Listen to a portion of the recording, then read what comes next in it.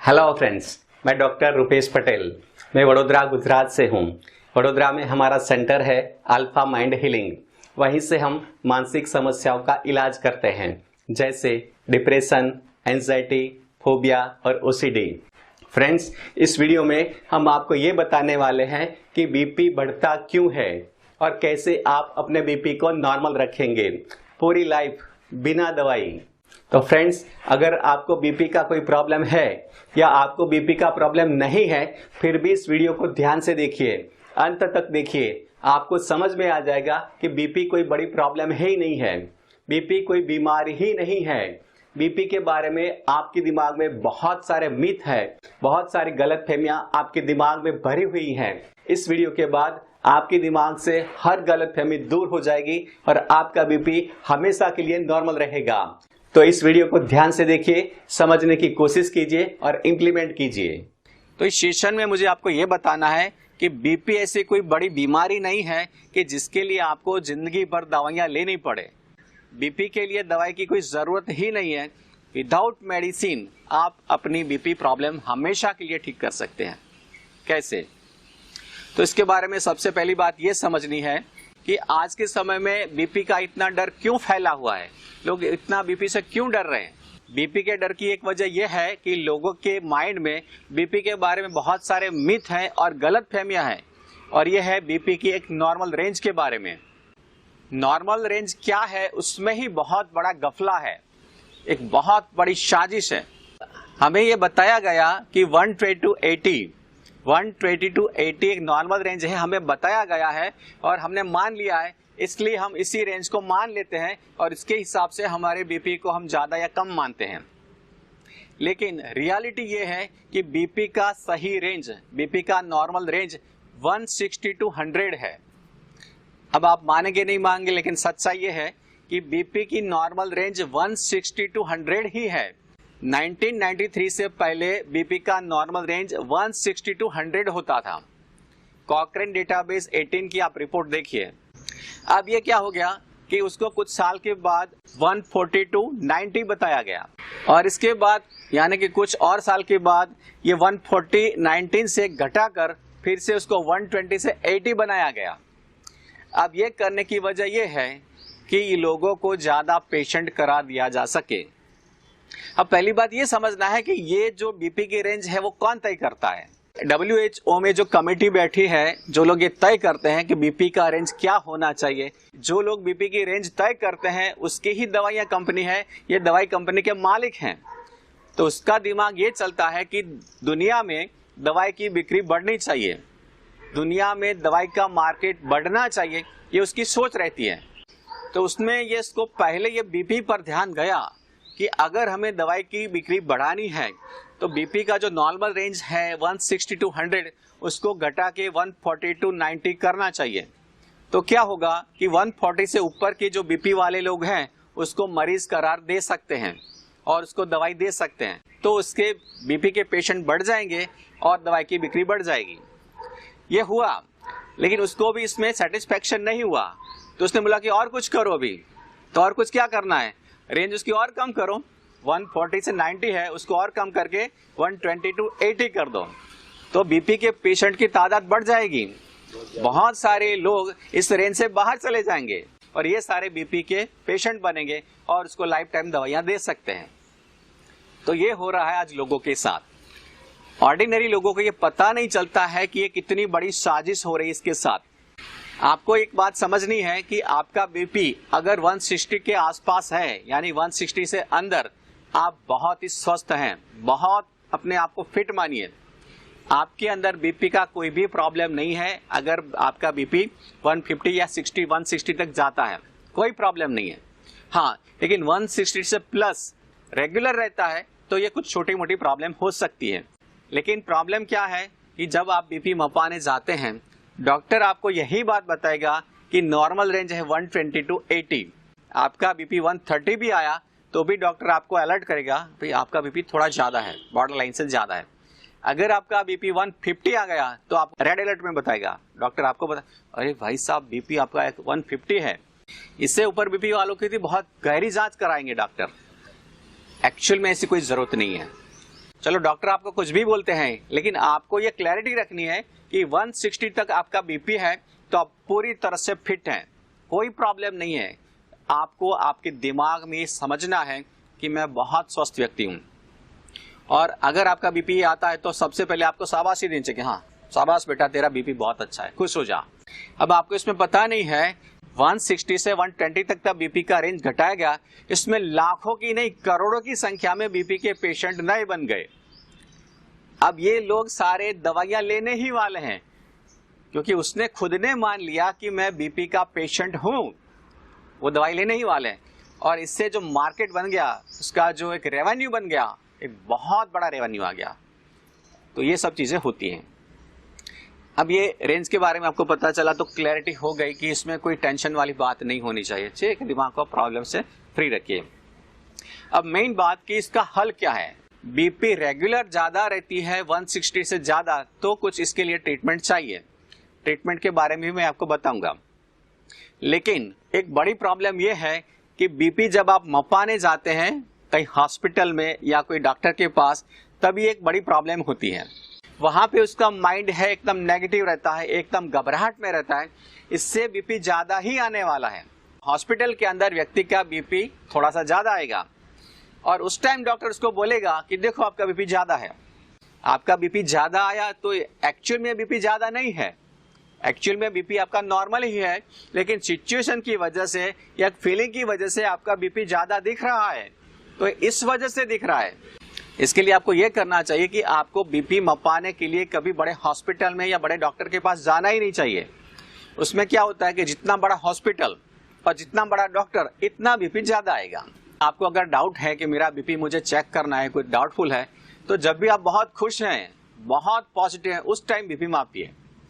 जब आप फैमिली के साथ बैठे हैं, बस ऐसे टीवी देख रहे हैं, कोई कॉमेडी शो देख रहे हैं, या आप कहीं बाहर घूमने के लिए बहुत एंजॉय माइंड में है, उस टाइम बीपी मापिए, चेक कीजिए। और उस टाइम जो बीपी आएगा ये आपका सही बीपी होगा। अगर आपको रियल में बीपी है, यानी 170 से ज्यादा 180 बीपी नॉर्मल रहती है, तो आपको कुछ इलाज की जरूरत है। तो क्या इलाज करवाना चाहिए? तो सबसे पहले आपको ये समझना है कि कौन सी चीजें आपका बीपी बढ़ाती हैं, वो चीजें आपको छोड़नी है, इससे भी आपका बीपी थोड़ा कम हो जाएगा। तो ऐसी दो चीजें हैं, दो खतरनाक चीजें हैं जो बीपी बढ़ाती हैं, वो है रिफाइंड ऑयल और दूसरी चीज है व्हाइट सॉल्ट। अगर आप आपकी जिंदगी में इन दो चीजों का ज्यादा यूज करते हैं, यानी आप ऑयली चीज ज्यादा खाते हैं, तली हुई चीजें, और व्हाइट सॉल्ट का आप ज्यादा यूज करते हैं, तो बीपी की प्रॉब्लम रहेगी। बीपी कम करना है तो इन दो चीजों पर आपको कंट्रोल करना चाहिए, यानी कि आपको जो तली हुई चीजें हैं कम करनी है और व्हाइट सॉल्ट कम कीजिए या तो बंद कीजिए। व्हाइट सॉल्ट का ऑप्शन है, क्या है? सेंधा नमक। व्हाइट सॉल्ट है दरियाई नमक है, ठीक है, इससे प्रॉब्लम है तो इसका ऑप्शन होता है सेंधा नमक, जो एक पहाड़ी नमक होता है। अब ये समझना है कि बीपी बढ़ता क्यों है। बीपी बढ़ने की एक वजह है कि हमारे खून की नलियों में खून जो बह रहा है उसमें कोई अवरोध होता है तो बीपी बढ़ता है। यानी कि हमारे खून की नलियों में जो अवरोध होता है वो है खून का गाढ़ापन। अगर खून हमारा गाढ़ा हो रहा है तो हमारा खून जल्दी से नॉर्मली नहीं बह पाएगा, हमारा रक्त का बहाव आइडियल नहीं होता है, इससे हमारी नलियों में प्रेशर बढ़ता है, इससे बीपी बढ़ता है। अब खून गाढ़ा क्यों होता है? खून गाढ़ा इसलिए होता है कि हमारे शरीर में अम्लता बढ़ती है, एसिडिटी, इससे हमारे खून में गाढ़ापन आता है। अब आपको ये समझना है कि खून गाढ़ा हो रहा है या हो गया है तो इसके लिए क्या इलाज करें।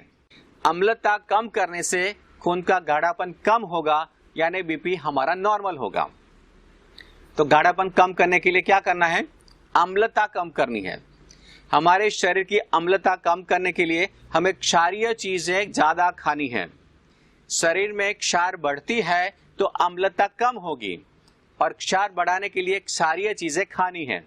जिस फल में रस नहीं होता है, ये फल और ये सब्जियां आपके अंदर जो क्षारीय चीजें पैदा करती हैं, उसमें क्षार बढ़ता है। तो ऐसी चीजें हैं, सेब है, गाजर है, लौकी का जो जूस है बहुत आइडियल है बीपी की प्रॉब्लम सॉल्व करने के लिए। तो जिसको भी बीपी का प्रॉब्लम है और जल्दी से वो बीपी ठीक करना चाहते हैं, नॉर्मली ठीक करना चाहते हैं, तो ये क्षारीय चीज खाने की ज्यादा से ज्यादा कोशिश करिए। अब दूसरी चीज कि हम जो जितना भी खाना खाते हैं उसमें भी कुछ बदलाव करना है। जल्दी से बीपी ठीक करने के लिए आपको ये कदम उठाना है कि आप जितना भी खाना खाते हैं, यानी जितने भी वजन का खाना खाते हैं, उसमें आधा वजन का सलाद ही लेना है, दोपहर में भी और रात को भी।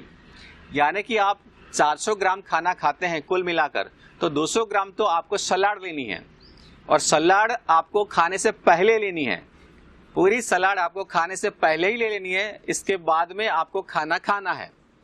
ऐसा नहीं कि आप खाना भी खा रहे हैं, रोटी दाल चावल खा रहे हैं, बीच बीच में साथ साथ सलाद ले रहे हैं, इस तरह से सलाद नहीं लेनी है।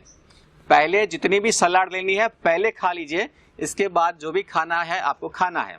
सेम चीज शाम को करनी है, क्योंकि ये चीजें सीधा आपके खून में जाती हैं और खून के गाढ़ापन को जल्दी से कम करती हैं। अब दूसरी चीज कि बीपी की प्रॉब्लम में हमारे जो खून के अंदर प्रॉब्लम आई है वो ठीक करने के लिए कुछ एक्सरसाइज चाहिए। तो अगर बीपी की प्रॉब्लम को सॉल्व करनी है तो फिजिकल एक्टिविटीज बढ़ाइए, यानी कि आपको चलने की आदत डालनी है, सुबह में आपको एक्सरसाइज करने की आदत डालनी है, सुबह में आप योगा प्राणायाम करिए, सुबह में आप जॉगिंग करिए, आपको अच्छा लगता है तो आप जिम कीजिए, जो भी करना है कीजिए, लेकिन शरीर को श्रम मिलना ही चाहिए। जो शरीर को श्रम मिलता है वही शरीर एकदम स्वस्थ रहता है। शरीर का श्रम कम हुआ तो समस्या आने ही वाली है।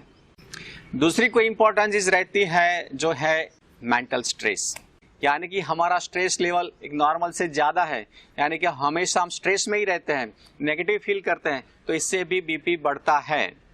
तो बीपी ठीक करने के लिए अपने आप को रिलैक्स रखना है, पॉजिटिव रखना है, खुश रखना है, एंजॉय रखना है। जो व्यक्ति अपने आप को पॉजिटिव नहीं रख सकता है, खुश नहीं रह सकता, कॉन्फिडेंट नहीं रह सकता, तो ऐसे लोगों को सेंटर पर आना चाहिए। सेंटर पर कुछ दिनों का इलाज लेके बीपी को नॉर्मल करना चाहिए। तो उसमें जो चीजें करनी है, कुछ खाने में सुधार करना है, कुछ फिजिकल एक्टिविटीज है, और स्ट्रेस लेवल को कम करना है। इतना कुछ कर दिया, बीपी एकदम नॉर्मल आ जाएगा, कोई प्रॉब्लम नहीं हो सकता। और ये चीज व्यक्ति घर पे नहीं कर पाता है। अगर आप स्ट्रेस को मैनेज नहीं कर सकते तो सेंटर का कांटेक्ट कीजिए। सेंटर पर आपको ऐसी प्रैक्टिस बताई जाएगी, ऐसे ट्रीटमेंट बताई जाएगी कि आप स्ट्रेस से फ्री होके होल लाइफ आप पॉजिटिव रह सकते हैं। उसमें कुछ प्रैक्टिस है, breathing practice, affirmation practice, shouting practice, hypnotherapy. ये कुछ चीजें ऐसी है कि आपकी फीलिंग को मैनेज करेगी, आपको शांति देगी, प्रसन्नता देगी, खुशियां देगी। तो ये सब चीजें आपकी बीपी को जल्दी से कंट्रोल कर लेगी। अब बीपी के साथ जो कुछ चीजें हुई हैं उसमें मेन चीज यही है कि डॉक्टरों ने ज्यादा डराने की कोशिश की है। अगर डॉक्टर आपको बताते हैं, आपको हाईलाइट करते हैं कि आपका बीपी ज्यादा है, तो पहले पूछिए कितना है। ज्यादा है वो बात सुनकर घबराने की जरूरत नहीं है, पहले पूछिए कितना है बीपी। अगर वो बोलते हैं कि 150 है, 160 है, तो अंदर से मुस्कुराइए, खुश हो जाइए। Okay, my BP is normal, I am fit, I am fine. आपका बीपी ज्यादा दिख रहा है तो भी कोई टेंशन लेने का नहीं।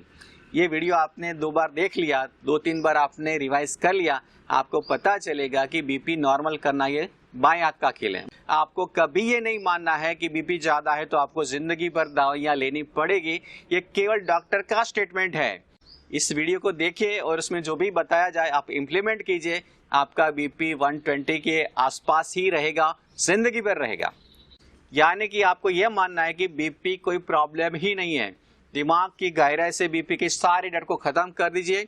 बीपी एक बहुत ही नॉर्मल चीज है और जल्दी से ठीक होने वाली समस्या है। बीपी के बारे में कभी भी डर घबराहट नहीं आनी चाहिए। जब भी आपको कोई भी प्रॉब्लम आती है सेंटर पर कॉल कर दीजिए। ये नंबर आपको दिख रहा है, इस पर आप कॉल कीजिए और कॉल करके आप जानकारी दीजिए। और सही इलाज है कि सेंटर पर आके कुछ दिन रुकिए, आप 100% नॉर्मल होके जा सकते। जिसका भी बीपी 140 है पहले तो उसको खुश हो जाना चाहिए। 150 वालों को भी खुश हो जाओ, बिल्कुल आप नॉर्मल हैं। आपको अब तक मिसगाइड किया गया था कि आप बीपी के पेशेंट हैं, रियल में आप पेशेंट नहीं है। कोई भी बीमारी के बारे में आपको ज्यादा डर घबराहट आ रही है, आपका माइंड बहुत नेगेटिव हो रहा है, तो आपके पास नंबर है, ठीक है, 9408500055 पे कॉल कीजिए और बताइए कि ये मुझे प्रॉब्लम हो रही है, क्या करना चाहिए। आपको इसका तुरंत आंसर मिलेगा, आपकी सॉल्यूशन की जाएगी। फ्रेंड्स, ये वीडियो आपको अच्छा लगता है तो इस वीडियो को लाइक कीजिए, अपने दोस्तों के साथ और अपने हर ग्रुप में इस वीडियो को ज्यादा से ज्यादा शेयर कीजिए, ताकि हर व्यक्ति हमेशा के लिए पॉजिटिव रहे, स्वस्थ रहे, खुश रहे और कॉन्फिडेंट रहे। इस वीडियो के बारे में आपकी राय हमें कमेंट में बताइए। और आप हमसे कैसी वीडियो चाहते हैं ये भी हमें कमेंट में बताइए, ताकि हम आने वाले समय में आपको इस पर वीडियो दे सकें। अगर आपने हमारे इस चैनल को सब्सक्राइब नहीं किया है तो चैनल को सब्सक्राइब कीजिए और बेल आइकन को हिट कीजिए, ताकि आने वाले हमारे वीडियो की नोटिफिकेशन आपको हमेशा मिलती रहे।